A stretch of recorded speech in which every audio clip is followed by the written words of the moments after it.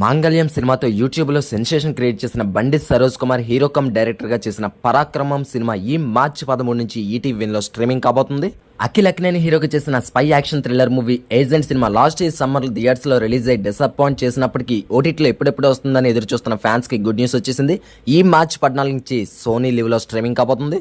Comedian Dhanraj director గా debut చేస్తూ హీరోగా యాక్ట్ చేసిన ఎమోషనల్ డ్రామా రామం రాఘవం ఈ సినిమా ఈ మార్చి 14 నుంచి సన్ నెక్స్ట్ అండ్ ఈటీవీ లో స్ట్రీమింగ్ కానుంది. మలయాళం యాక్టర్ బాసిల్ జోసెఫ్ హీరోగా చేసిన dark comedy Ponman Telugu version ఈ మార్చి 14 నుంచి జియో హాట్స్టార్ లో స్ట్రీమింగ్ కాబోతుంది. Malayalam hero Asif Ali latest thriller movie Rekha చిత్రం తెలుగు వెర్షన్ సోనీ లివ్ లో మార్చి 7 నుంచి స్ట్రీమింగ్ అవుతుండగా ఈ మార్చి 14 నుంచి ఆహా వీడియోలో కూడా స్ట్రీమింగ్ అవుతుంది. ఉయ్యాల జంపాల ఫేమ్ విరించి వర్మ డైరెక్షన్ లో రాకేష్ వర్రే హీరోగా చేసిన పొలిటికల్ డ్రామా జితేందర్ రెడ్డి ఈ మార్చి 20 నుంచి ఈటీవీలో స్ట్రీమింగ్ కాబోతుంది. తమిళ హీరో ధనుష్ డైరెక్షన్ లో వచ్చిన జాబిలమ్మ నీకు అంత కోపమా సినిమా కూడా ఈ మార్చి 21 నుంచి అమెజాన్ ప్రైమ్ వీడియో